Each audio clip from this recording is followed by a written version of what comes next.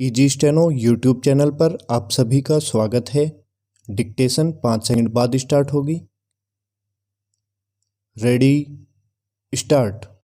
जब उदयपुर अधिवेशन में कांग्रेस ने यह तय कर लिया था कि वह एक व्यक्ति एक पद के सिद्धांत पर चलेगी, तब राहुल गांधी की ओर से यह स्पष्ट करने की आवश्यकता ही नहीं थी कि यदि अशोक गहलोत पार्टी अध्यक्ष बनते हैं तो उन्हें मुख्यमंत्री पद छोड़ना होगा।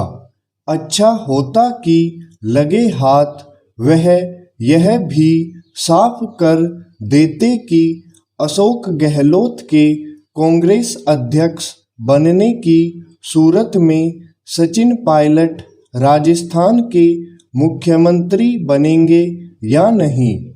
पता नहीं सचिन पायलट मुख्यमंत्री बन पाएंगे या नहीं, लेकिन राहुल ने जिस तरह कांग्रेस के भावी अध्यक्ष अशोक गहलोत की सीमाएं तय कर दी, उससे यही रेखांकित हुआ कि पार्टी की कमान कोई भी संभाले वह उनके और परिवार के अन्य सदस्यों के हिसाब से चलने के लिए विवश होगा।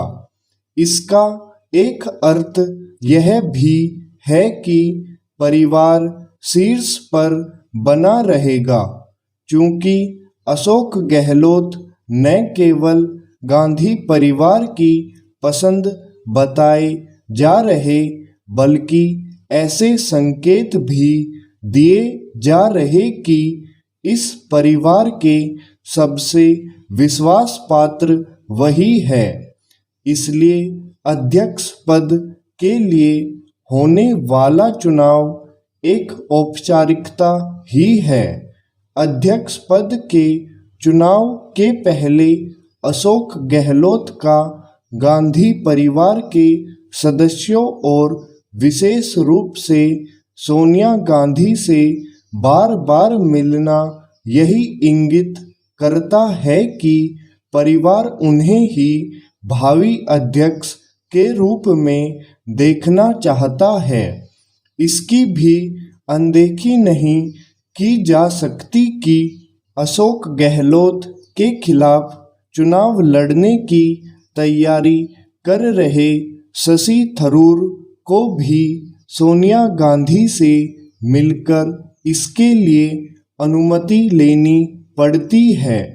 आखिर यह कैसा आंतरिक लोकतंत्र है कि सब कुछ उस परिवार की सहमति और स्वीकृति से हो रहा है, जो करीब 2 दशकों से कांग्रेस को अपनी निजी जागीर की तरह चला रहा है।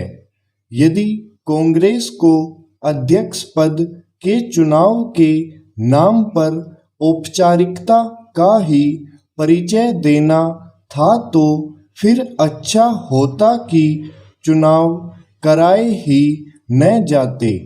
अध्यक्ष पद के चुनाव की प्रक्रिया यदि कुछ कह रही है तो यही कि आंतरिक लोकतंत्र का दिखावा किया जा रहा है।